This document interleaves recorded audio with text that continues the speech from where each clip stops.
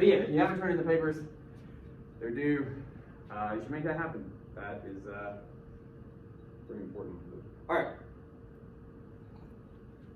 All that out of the way, today is a paper day, and I believe, like I told you guys last time, I try to keep paper days pretty light for reasons that I would assume are obvious, but in case they're not, most of you probably were working on the papers, I don't know, up till about 10 minutes ago. Like I lived that life once. I understand in some ways it's just not practical and maybe not even fair to ask you to come in on a day like today and crush it, right? So we're gonna be pretty low key. We're gonna introduce the next major assignment, of course. We're gonna start that conversation, but it's not gonna be terribly high stakes, okay? I'm gonna give you an example toward the end of class, and then most likely we'll get out a little early. We'll see how that goes, but I don't anticipate keeping you the whole time today. Okay, to begin with, the next assignment. This is our final paper, by the way, argumentative synthesis. And I'll explain some of this after I lay everything out for you. To begin with, the source text is up to you, pending my approval. Now that's a little bit different, but we'll explain that. Length, 3 to 4 pages, so not too different from what we've done already. I believe the paper you just turned in was 3 to 4 pages. So, hi there.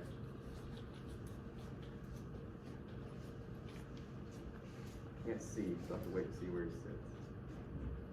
Right. Fred? Yeah. Okay. Hi, Fred. Anyway, format, same as always, MLA, all that stuff. Works cited page, nothing really different about that. We will actually talk a little bit about works cited this time because you're going to have multiple sources. So we'll spend about 10 minutes in a class dealing with that. The due date, April 14th. What's today? Oh God, what is today? The 3rd. So over a month we have on this paper. Plenty of time to figure out what you want to write about, look into some other sources. Plenty of time to make this happen. What the assignment is, as always, I have a lot here for you. Some people need all this when it comes to the prompt, okay? There's all kinds of explanations here. I boiled it down very simply in my notes. Your source text, okay? And I guess I should explain this first. When we say text, we mean anything that can be studied, okay? When you guys think of a text, you think of a written text. You think of I'm sorry. We broaden that a little bit, hopefully. Now you think of like a movie, The Social Dilemma, a documentary, is also a kind of a text, right? But anything worthy of study can be considered a text. How someone dresses, if you're able to read it, right, to interpret information about that person based upon how they dress, which we do all the time, you're reading them like a text. I bring that up because for this last paper, I want you to consider something to do with social media, something to do with the kind of online life that we all lead, but this can manifest in different ways. Some kind of a social movement, a social trend, a controversy, which we're going to talk, my example is going to deal with that. Some other examples I give you in the prompt, I talk about QAnon, flat earthers, which would be a lot of fun to dig into why people think the earth is flat or hollow or any other bananas thing somebody espouses on the internet. To dig into questions like why people think those things that are, you know, usually pretty crazy, especially when they're faced with some kind of evidence to the contrary, how they rationalize that opposite information, right? The Social Dilemma gets into this a little bit when it looks at the ways that information and how it's represented online affect people, right? We saw that with the Benji character, and some of the experts talked about it. Here, you're going to pick, again, not necessarily a conspiracy theory, which is weirdly the kind of rabbit hole we've gotten down just now, but some kind of phenomenon dealing with social media. You're going to dig into that. You're going to pick a source text that helps you dig into that, and you're going to compose an argument based upon that source text. You're going to find other outside sources that think about it too, that'll help you do some thinking. And that's basically how this assignment works. What's your name, sir? Trey. Hey, Trey. Question about it at this stage? Great. Okay. Very quickly, there's some stuff here at the bottom, and I covered some of this, but I give you some questions to think about. I also point out here at the bottom, this is not a reclamation project.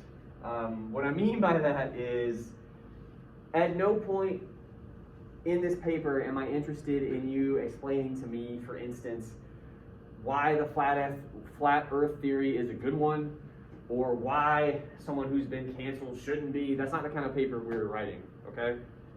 So if you have a pet project in your mind right now, I'm gonna tell them why this guy's up. No, we're not doing that. That's not what this paper is, okay?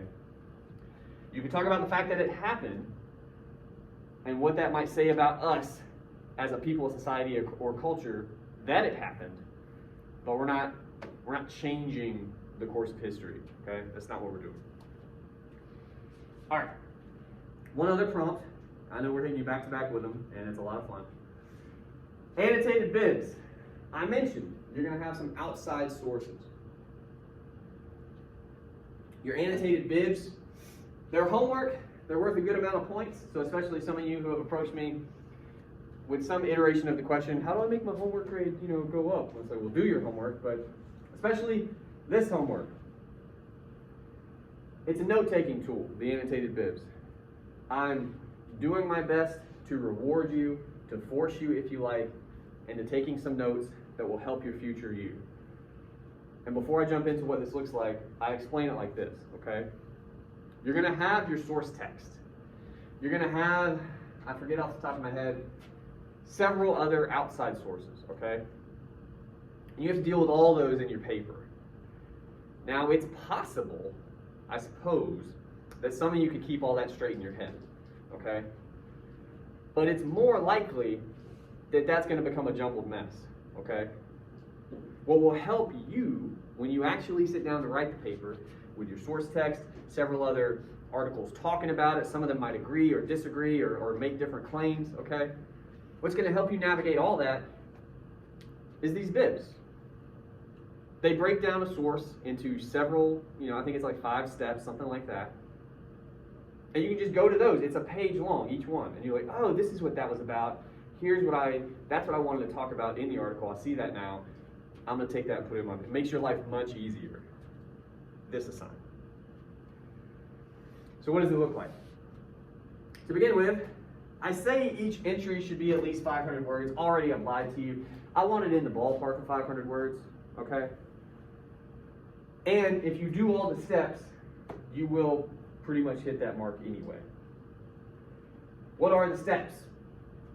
I want a complete MLA citation. This will be what you can copy and paste into your works cited page. Again, making your life a little bit easier. You don't have to figure that out the night before the paper is due, okay? I want you to briefly summarize the source in 3 to 4 sentences. What's the article about? Can you sum it up in 3 to 4 sentences? I bet you can. Once you've summarized, I want you to reflect upon how it fits into your research. Does it somehow converse with your other sources? Why do you think this source is useful to you? Why are you picking it, right? A couple sentences on that. After all that, last step, choose 2 quotations from each source. Explain why they would be useful in your essay. I want you to integrate them according to MLA guidelines. Now, why do I have you do all that? I'll give you an example down here. This is a bib I wrote for an article about professional wrestling. It's an awesome article. I use it for art class because you won't find it terribly useful for you. I don't want you stealing from the prompt. But it's a pretty wild article about professional wrestling. You'll notice I have my works cited entry here. I can copy and paste that guy directly into my works cited page when I'm building it. I have my summary in the first 3 to 4 sentences. The second half of this paragraph is me telling the future me why I think this article is useful. What are some of the ideas I want to make sure I talk about, right? And then below that, this is my favorite part, the quotations. They're integrated into sentences. And then after that, I start to analyze them in the same way we've talked about in this class. So worst case scenario, if I'm stuck, or if I know I want to use an article, but I can't remember exactly why, anything like that, I can legit go to the very bottom of my bibs and find 2 quotations per article that at the time I thought I definitely want to use that. And they're ready to go. Right? So again, I just want to say it one more time. I only assign these bibs to help the future you, okay? Writing 3 to 4 pages honestly isn't terribly difficult, I don't think, for anybody. But in a paper like this, organizing all that information, putting it together in such a way where it makes sense and you remember what everything is doing at different points, you need help. That's what this assignment is for, okay? The due dates are at the top. They're also on the syllabus. They're also on CourseDen. You have 2 bibs due the 22nd of this month, and then you have 2 more bibs due the 24th of this month, okay? So several weeks on those, right? Plenty of time, I would think, to get them done. And the best part is, you have them all done by the 24th. What's that, 2 or 3 weeks before the paper's due. So all of this is to get all your research out of the way, a lot of your thinking out of the way, and give you plenty of time to actually write the paper, okay? Questions about any of that? Outstanding. All right. Last thing we got to do today. I told you I would give you an example. So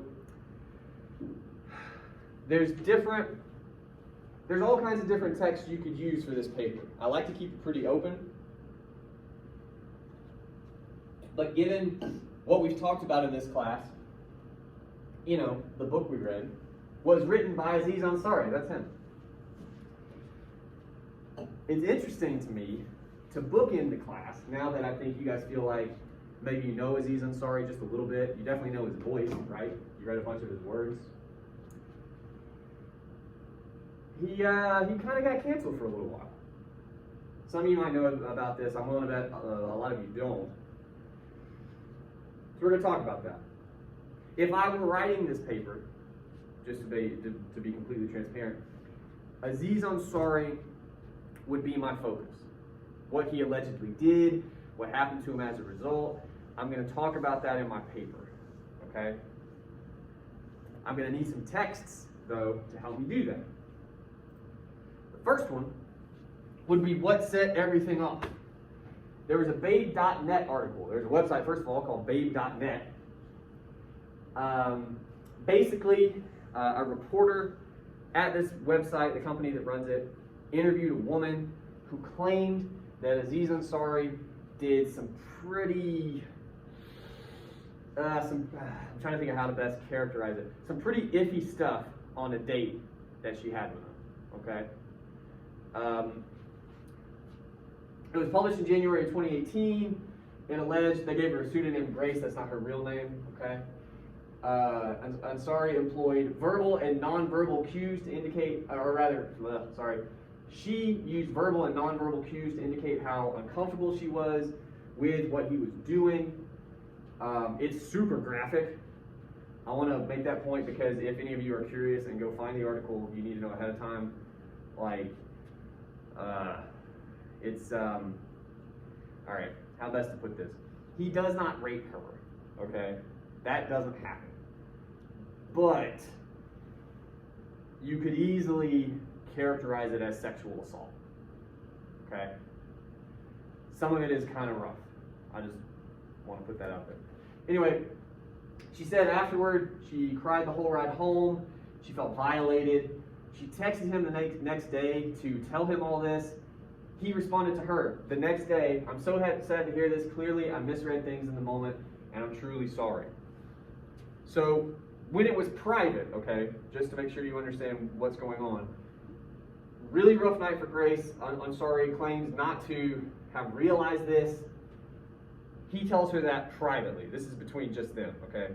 It gets published in the article, but this is not like a public apology from him. This is just between them. The fallout from all that, we're going to watch a short video that talks about some of this. Obviously, this is going on when the Me Too movement was in full swing, okay? Whether or not that was the case, it doesn't look good on Ansari. Again, I'm going to try to do this very carefully. He took this woman out for a date, and apparently they had an okay time, but then he takes her back to his apartment. He keeps trying to have sex with her, and like over the course of several hours. And she tells him no, like a whole bunch of times. They engage in like some sexual activities, I suppose you could say. But then she keeps saying no, and she keeps saying she doesn't want to. And again, that's what's weird about this situation. I just want to convey that to you. It's not super cut and dried like some other situations have been. And it makes it tricky to think about and to talk about. But again, for this, if I was writing about this in a paper, what I would focus on is that aspect, the murkiness of it, okay? But then also, really the paper is about our reaction, our public reaction to this information about a public figure. So we'll really start with this. I hate this. Ansari. Date with comedian Aziz Ansari. Aziz Ansari is pushing back her date with comedian Aziz Ansari. A sexual misconduct allegation against Aziz Ansari has become a flashpoint in the Me Too conversation. In a recent article, Ansari was accused of acting inappropriately on a date. The allegations were published on the website babe.net. The anonymous source characterized the encounter as sexual assault. Ansari released a statement saying in part, "I was surprised and concerned. I took her words to heart and responded privately after taking the time to process what she had said. I continue to support the movement that is happening in our culture. It's necessary and long overdue." In the aftermath, there have been many think pieces. Some commentators called it poor journalism, while others said it was a gift to anyone who wants to derail the Me Too movement. You had an unpleasant date and you did not leave. That is on you. The story sparked a renewed conversation about modern dating norms. Man, if you say you're a feminist, then fuck like a feminist. And if you don't want to do that, take off your fucking pin because we are not your accessory. And highlighted a generational divide among women. What is a nonverbal cue? This may be something that young women discuss. The author of the article called for a broader discussion about affirmative consent. Just because something happens a lot doesn't mean it should ever happen. In the aftermath of the article, the Me Too conversation is changing. The story is already out there, so let's redirect the conversation to something that is actually productive and talk about our broken sexual culture. We know the difference between a rapist, a workplace harasser, and an Aziz Ansari. That doesn't mean we have to be happy about any of them. All right. So, I want to open the floor for a second. I just want to ask two things, really. I was purposely vague about the allegations, about the article, for some, I think, pretty good reasons. But I can answer questions you might have about it if you need them answered. Secondly, though, my question to you would be, what do you guys think about any of this? Especially if you didn't know. I have two questions. Go for it. So first question is it rape, but yet not actually rape, because he had actually I think I said that. You said it, but I was They like- never, like he never. You said it, but I was kind of confused. Okay. Storyline. Well, that's part of the issue with this story in particular is super murky. Like, the only sex they engage in, there's some oral sex, and there might like they touch each other a bit. Like part of the murkiness is she engages in oral sex with him, and then she cuts it off again and says, "I don't want to do that stuff. I want to stop," you know. And he lets her stop. Like there's never any Lifetime movie you've ever seen. You know what I'm saying? Like we all have this picture of how this stuff goes, it doesn't fit a lot of that. Like he doesn't like really force her in any kind of physical way. There's never a lot of, but there are moments where I can share one thing that's not as graphic as some of the other stuff. He like, I'm really upset that I'm saying this to you guys. He like has her in front of a mirror, like naked or mostly naked, and is like, "Is this where you want me to fuck you? Is this where you want me to fuck you?" Like places on her body and stuff like that. And it, like one way it gets read, okay, people that defend Aziz Ansari say like he's clearly into some kind of kinky stuff, and he thought because she wasn't outright like, because she didn't leave, because she didn't, he thought she was kind of into that, right? Basically. And again, that's where it gets kind of murky. Because at some point she did decide to finally leave and he let her. Like there was never, again, that like dictionary definition of rape or any of that other stuff, right? It's gray. It's not black and white. But it is pretty icky. There's probably a better word, but I think that one applies. You said you had another question? I have another question, but I answered it myself. Okay. Oh, cool. So we got a little bit more information. And again, I have more, but I'm trying to withhold a little because the article is kind of rough. What do you guys think about any of that information, though? Because I mean, I assume you had some kind of opinion about Aziz Ansari before you came in here today. I mean, I feel like when he was trying to say that he was trying to when he was trying to apologize for it, I feel like the guy just said, "Fuck apology, you still did it the same thing." I didn't hear a lot of what you just said. I said, I feel like when he tried to apologize for it. Which one? The public one or the private one? I think the public one. Yeah. But it's like they seriously just said, "Fuck that apology, who cares?" I'm still going to be it's still here, you still did it the same thing with it. You feel like fuck the apology. It seems like that's what they were trying to say anyway. The people on TV. Yeah. A lot of people felt like, and that's an interesting aspect of things like this, right? So, stepping aside from like the murkiness of the story for a second, like whatever side you come down on that, right? There is this weird part of the text that we're looking at here, which is some people are going to say basically, fuck your apology, right? Type of thing. But we also expect one, right? Like, wouldn't it be weird if he didn't say anything? Or if he didn't apologize? Would that be better or worse, I guess? I think it would probably be worse if he didn't make some kind of show that it shows that in some people's minds it shows that he kind of acts, he kind of meant for that. That he kind of did what? They kind of meant for it to happen. Maybe. Or like he's like apathetic about it or something. See that, and again, like it's murky in a whole other way. Like how do you navigate this sort of a thing? And the hard part is we can't put ourselves in Grace's pseudonym, by the way. I feel really weird because Grace is here. Hey, Grace. Grace is the woman's pseudonym because she's remained anonymous, okay? We can't put ourselves in her shoes, even though we kind of can, I guess, from the article. We definitely can't put ourselves in Ansari's shoes that night. Like, all we really got were his apologies to her and then apologies to the public. So you can't know intent. Like, we can't. All we can do is guess and, like, try to decide. But it's murky in a whole other way, which is, again, what should a person do? Like, say you take Aziz Ansari at his word, and he didn't mean to hurt this woman. He didn't realize he was at the time. They were both drinking. I know that's never an excuse, but it is part of the equation. I feel like he did the right thing. After the fact. Right, yeah, after the fact. Okay. But I feel like the way how all this happened and went down or whatever, people just took it kind of like, okay, yeah, you apologize, but It's not enough? it's not enough for what you're doing in this process. Yeah.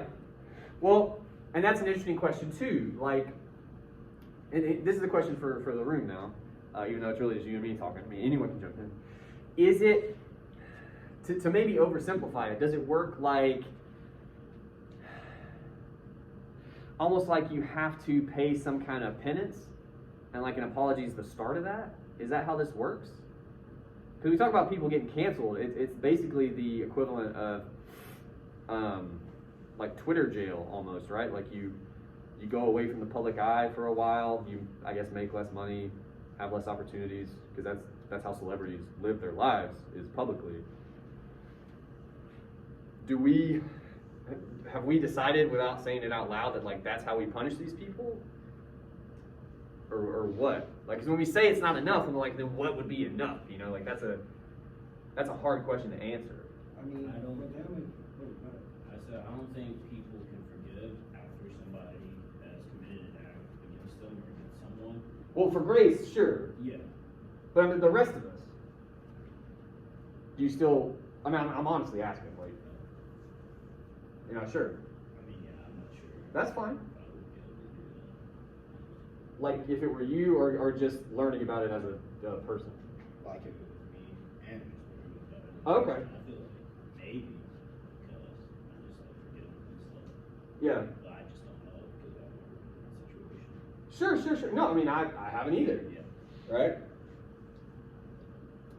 What you got, man? I feel like since one is sexual harassment, so people are going to take off on that either way it goes. People are gonna do what? I'm so sorry. People are going to react on it either way it goes.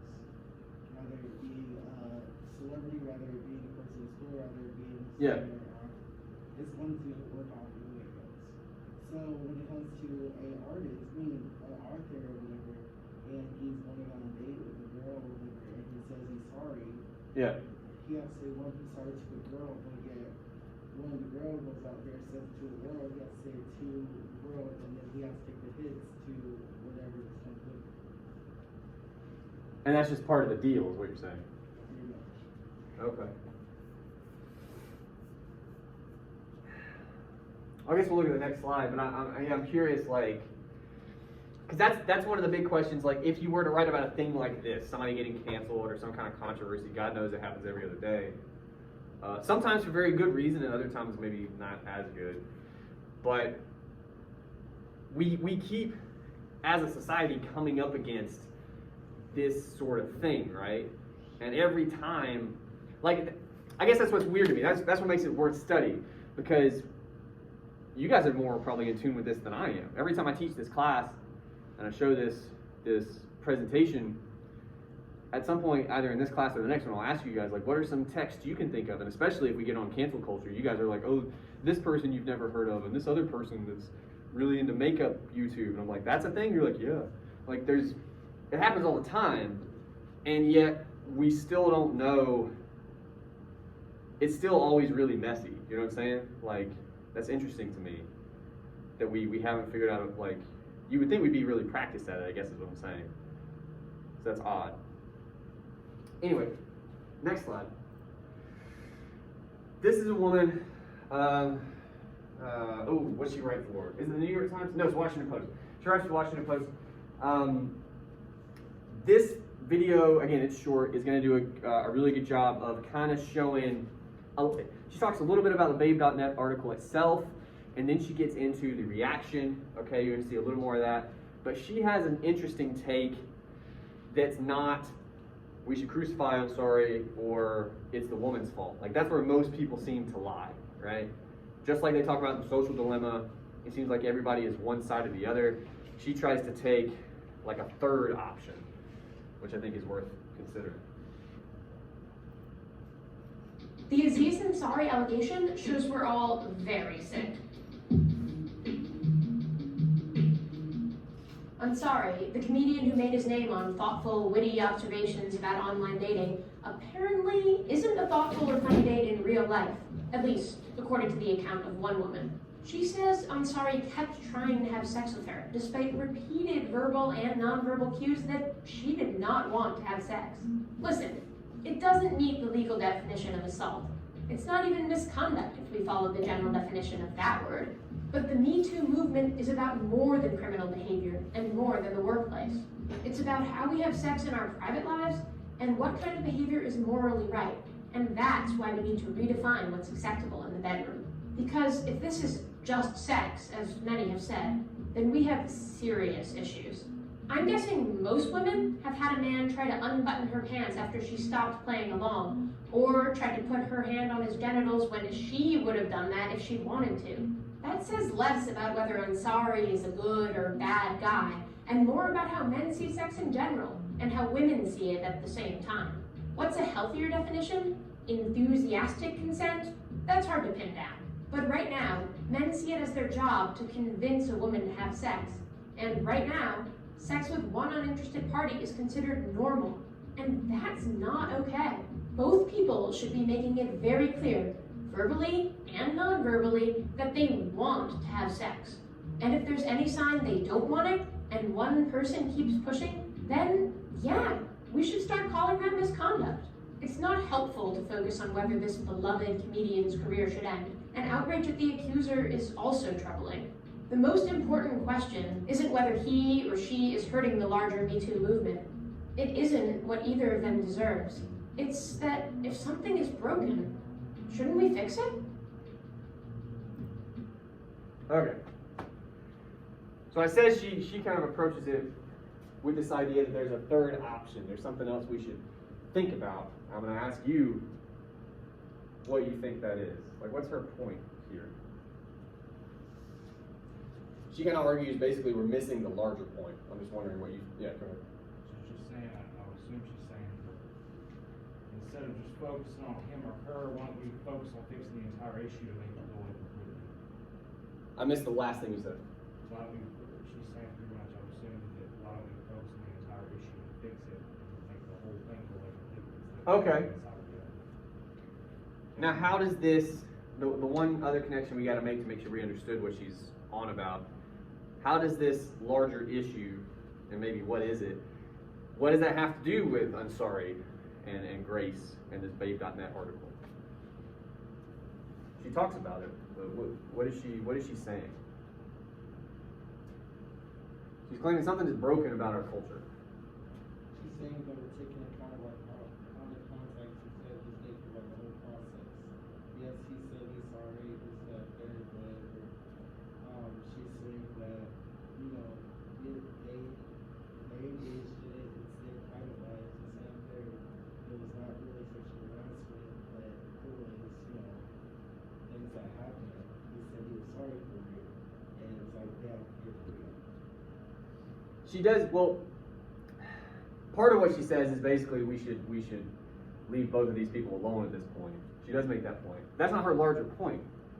She says something about misconduct and how we need to like redefine it. Like she's trying to say something about, she's basically making the argument that the fact that the Ansari and Grace thing happened didn't just happen because of Aziz Ansari or because of Grace, right? According to her, why does this happen? Because like this is like a new norm, I think is what she was saying. Okay. It's become normal to do stuff like that, act out of conduct. To do stuff like what? Sort of like not stopping somebody who wants to stop them. You know they want to stop them, just like keep them. Well, importantly, she assigns gender roles, right? Like, what are the roles? But I'm gonna just say female on that because Yeah. But like according to her, what does the man think he's supposed to do? What does a woman typically think they're supposed to do in these situations? This can't be new information. You've all seen movies. You've all grown up in this culture. What is she claiming? Is she right? Is she wrong?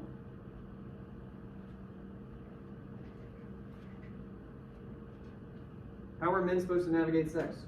I mean, we're supposed to do it like if the person that we're doing it with wants to do it, and we know that. That's what we're supposed to do. But what I'm saying is, her claim is that we all know that, especially recently. But this is super recent. That's like, especially after the Me Too movement, like, which was only a couple years ago. Everyone kind of came out and said, yeah, we should probably make sure we're doing it that way. The fact that we have to say that, though, like, that indicates, according to her thinking, a problem. What's the problem here?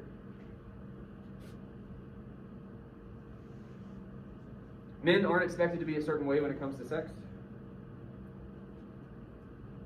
They are, we are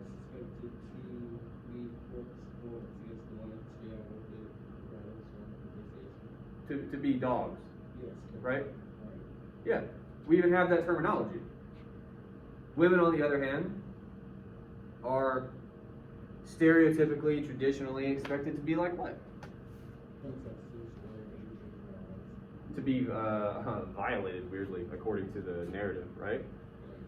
Her point is that narrative is how you end up with situations like Aziz Ansari and this Grace woman and the night that they had, right? Her point is we should leave those people to their private lives now and the awful thing that happened between them. That's their business now because it doesn't break any laws. And then we should talk about the bigger questions that it raises. Do you guys have an opinion on that idea? I thought she was right. It seems more reasonable, right? Right, because, it's like saying you should get off his life, let him go, let him live his life because he said he's sorry, he's meant his apology later. But we should also focus on the big picture here. Big picture is not him doing this that third. Big picture is him being a guy, him doing things that she was trying to say right. So, I guess, well, two questions you kind of raised, maybe unintentionally there. By the way, is this clock right? What time is it? 10:09. What, 10:09? Yes. It's actually right. Nice. Two questions. Number one, it's kind of interesting to me. Because, again, if I were writing a paper on this, I would only talk about this text, right? This whole firestorm around Ansari. And unfortunately, a lot of people tried to figure out who Grace was and like talked really badly about her. Like, she very wisely went with a pseudonym in that article, unfortunately. There's a lot of monsters on the internet. I don't have to tell you that. But again, the point she makes is that we should stop doing that for either person because that doesn't help anyone, right? And it's interesting to me that I think in a lot of these situations, cancel culture situations, whatever you want to call it, it seems like we do get focused on the people involved and we stop there, right? Most of the time. Kick this person off Twitter, make sure they're not in movies anymore, and we're done. And it's like, that didn't occur in a vacuum is her point, right? And it's interesting to me that we as a society are like, nah, we've done enough work. We're good. Don't worry about it. The second question you raised is, you said you felt like his apology was genuine. What do you guys think? His public one, I suppose, or his private one, either one. And the second question, the follow-up is, does it matter that it feels genuine, or it doesn't? I mean, I would think it was genuine with how some people take it because he was still sort of like denying that he was doing what she was telling everyone that he was doing. He said he didn't realize it, right? Yeah. People would use that as a fact. It's not a real apology, just owning up to it. I mean, I take it as an apology because sometimes we mess up with people and we unintentionally mess up with people. Yeah. Well, that's kind of interesting too, because like some of us have really weird standards. Yeah. You're kind of getting at the idea that say he apologizes, it seems genuine. That's still not enough for people. Like it's not. And again, that brings me back to the question. Well, it's like we expect people to apologize. So if we didn't, it'd be worse. Is your hand up, Ashley? Oh, be careful. But at the same time, even when they do the things we expect them to do, or we feel like they should do, we're like, nah, it's not enough. It's like, what? Yeah. Is the question, should the question be that, yes, it should be that self-act isn't enough, but it shouldn't be enough in order for people just like say, okay, yes, y'all did that, let's the big picture here. Maybe. And again, I just want to make the point because I want to keep our eyes on the prize. That would be kind of an inflection point, right? Like if you were working on this paper, you would write that down, right? Because that's a really good observation. And then the question for you becomes, why don't we? What does it maybe say about us as a people, a society, a culture, that we seem usually unable or unwilling to do that, right? I think it's got to say something about us. Like we are kind of the public jury here in these cases. You could say that in one way it's very hard to take that, like to apologize to the community as well, because some bad people have their own theories, people have their own, Yeah. thoughts and thinking processes. So one person may feel like, okay, yeah, we accept this apology, so go get off his back. But another person may feel like, no, he doesn't. He don't accept this apology. He didn't do this, that, third, or whatever. Well, my point is, what does it say about us that we get so wrapped up in the question of whether or not we can forgive this one guy that we never get to the bigger question? Like, I think that says something about us as a culture. Oh, yeah, go ahead. I just feel like what you're talking about shows a lot of immaturity in all of us.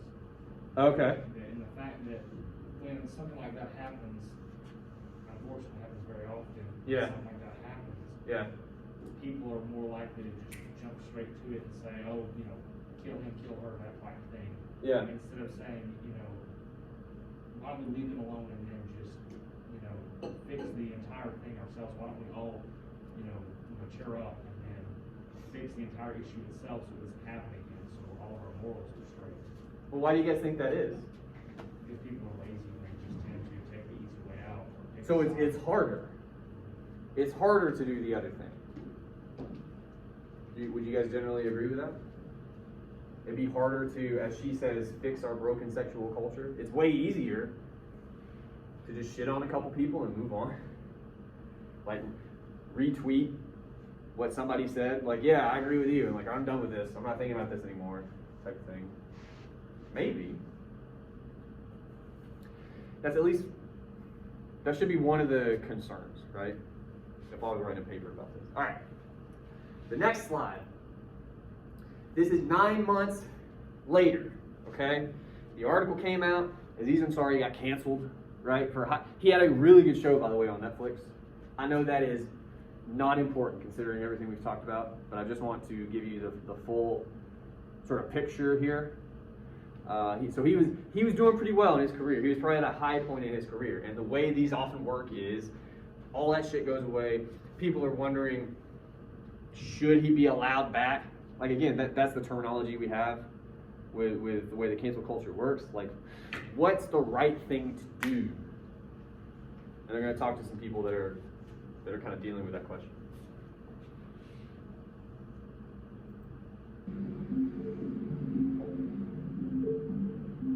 I got the email from Tennessee Theater last week on my birthday, and I was like, why?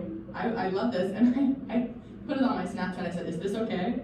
Why? Why did you write, is this okay? Everything that's been happening with recent comedians it's dodgy. I try to take things with a grain of salt, and I realize that it's all based on remorse, and he seems more remorseful than other recently mentioned comedians. What about his response to that do you think seems more remorseful? I have been in her situation, and I see that people that I still talk to that have done those types of things to me have grown up. And while I don't think it's excusable for a person to act that way, I realize you can grow from it and become a better person and learn that you've actually done something wrong. I feel like he's a better example of that than a lot of other people. How did you react to hearing about the Aziz story, knowing what you do about his comedy? Yeah, it did seem weird that someone who seems so in tune with both the male and female perspective of dating from Master of None would kind of be oblivious, maybe, to the algorithm. I don't know if oblivious is the right word, but... What makes it interesting is, you do feel like you know him as a person based on his show, which you assume is him, because it's sort of presented in a light that's about him, but I don't know him. Yeah. For this specifically, it's two sides to every, story, and I think there's a lot more to be said. I think it's possible to make some sort of comeback from this.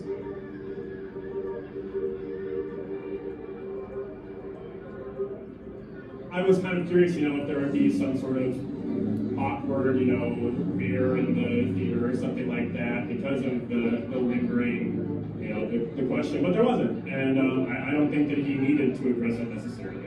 I think at this point there's been enough time between events rolling out, and this kind of passed this time, I guess. And I think that was his goal with waiting to have shows until now, to be able to just kind of move past it. And I don't know. Yep, that's it. Stop. All right. So that was a bunch of people. That was Aziz Ansari's first show. Because again, he's a comedian, he's a stand-up comedian, so he tours. That was his first show back. And clearly, Vice, these journalists were like, oh, we gotta talk to those folks. So some of the questions they had, and some of the responses they had to the interviewers' questions there. What do you guys think? Like, does that feel pretty normal, first of all, to, like, I like the very first woman. She says she got the notification about the tickets going on sale. So she put it on Snapchat, is this okay? Why would she do a thing like that? Do you think? Is that something you would do in a similar, like say your favorite singer or I don't know, favorite sport, somebody you like more than anybody else, and then something like this happens. 9 months later you find out they're gonna have a game back, or they're gonna be at this place at this time, and you can go meet them. Would you check with people first? Would you be like, hey, am I right for going to do this? Like, I mean, like she was kind of just, I think she was a little bit scared of what people may think of her after she goes to this event. why do you think that is? Because, like, okay, he did whatever happened in the past, whatever. Right, and right. It's been 9 months. So, Yeah. It's like, yeah, everything has gone down, everything has been like down, good, but yet, and what, like, in her little friend group, in her posse, is like, Yeah. she knows that they have someone saying about it, or they feel some type of way. Yeah. I guess in a way you can say that she was trying to figure out if she went to this sort of event, would they say something about her? Would that say something specifically about her? What would it say about her? Like, what is she worried it would say about her, I guess? That he, like, in some ways, they'll probably feel like she's on his side about it. Like she's condoning it. Right. Yeah. Isn't that a wild thing? Like, to go to a comedy show means, like, you support everything a person has done. Isn't that kind of a thing we have now? Like, if you watch a show, that there's been like allegations of a thing, or if you follow somebody on Twitter and your friends find out, like, hey man, you know this guy, blah blah blah, and you're like, I didn't know that. It's like, well, you clearly enjoy that type of shit. It's like, what? How do? Isn't that kind of part of a thing too now? If you're at all associated with somebody, just associated, right? Like you have sort of bought and sold all of their ideas, everything they've ever done. And to a point, like, that makes some sense, right? But it's also, I feel like that's a really new thing. You guys don't realize this because you are young. That was not the world forever. Like, this is the recent phenomenon.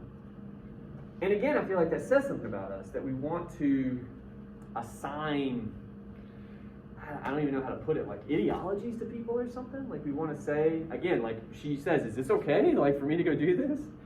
Because she's worried. Her friends are going to be like, Tiffany thinks sexual assault's cool, you know? Like, it's weird, man. What do you guys think? Like, you may not be a fan of his comedy. Most of you, if I remember correctly, didn't know who he was when we started the class. But again, pick a celebrity, you know, one that you know better, one that you follow more, okay? Something like this happens, 9 months, year goes by, something like that. Do you think you would check him out again? Would you be worried about it? You're nodding, but I can't tell. I feel like I'd check him out again. Okay. I mean, I'm not one of the people that are just gonna like get mad at somebody.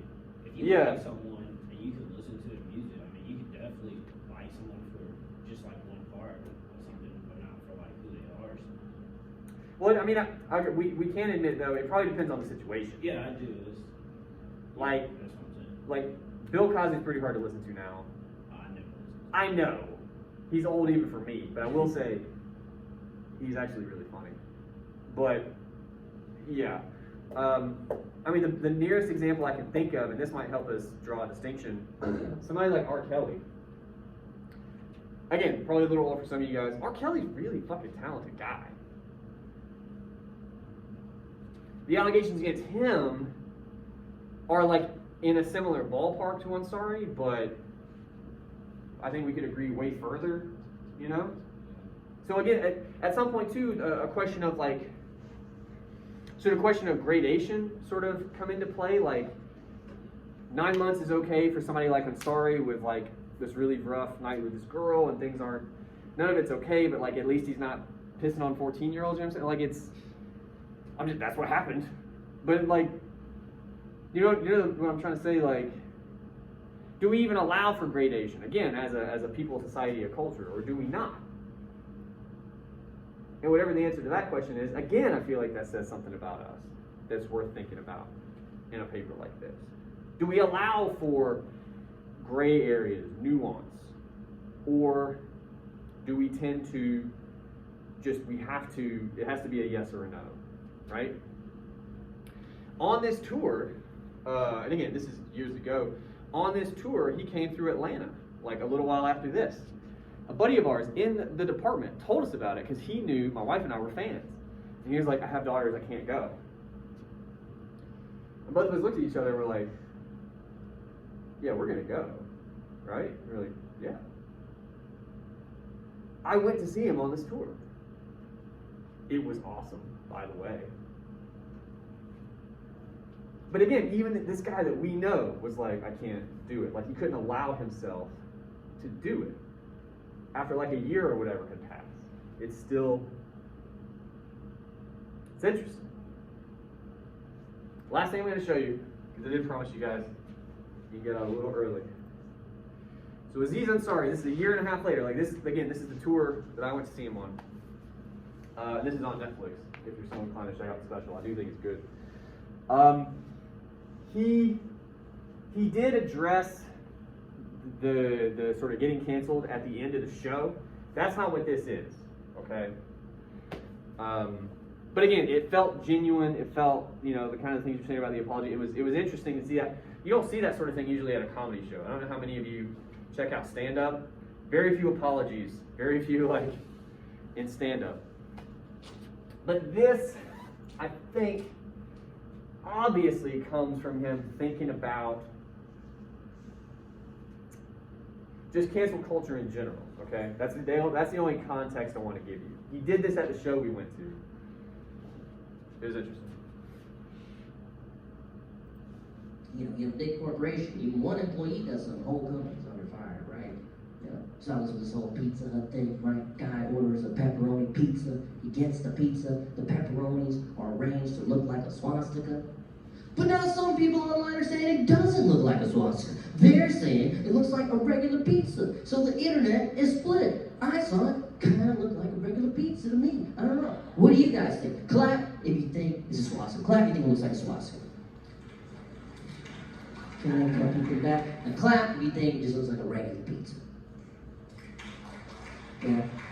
So you sir right here, you think it looks like a regular pizza? Yeah. And what do you think, this guy's just lying to get attention or something like that? Yeah. And do you remember where you saw it? Because it was the New York Times and Washington Post, but Washington Post supposedly accidentally posted a digitally altered photo. Do you remember where you saw it? You saw the Washington Post? Okay, well, you know what's interesting is, I just made all that up. None of that happened.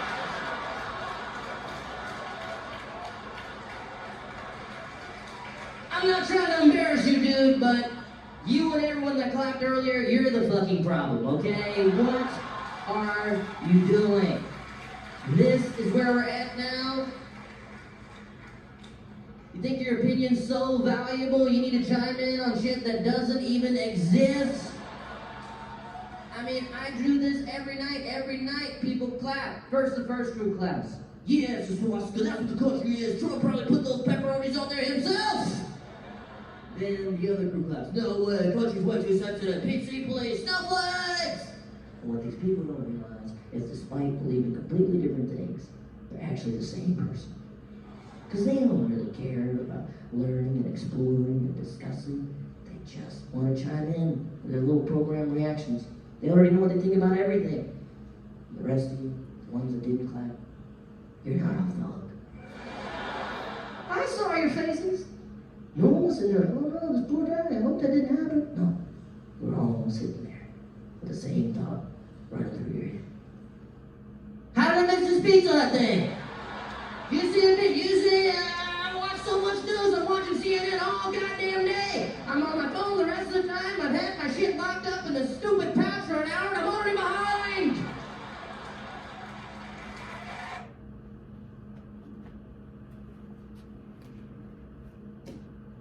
What's the point he's making with the swastika pizza that didn't exist? And real quick, again, he did this at the show we went to. It went exactly like that. Bunch of people clapped for both. My wife and I we looked at each other like, I didn't hear about that. That's crazy. Yeah, go ahead. I was just saying that it doesn't matter what it's about. People want to have an opinion so they can belong to the group. And to express that opinion publicly so that they can. So they can be validated by others. And fit into that group. And again, that's interesting because, understand this real quick. We can never say that absolutely everyone does that, right? And I don't think he's doing that either. But I don't think it's a totally invalid point to say that it does seem like, again, as a culture, generally, we seem to respond to different kinds of information. Like we already know how we're going to respond to something, right?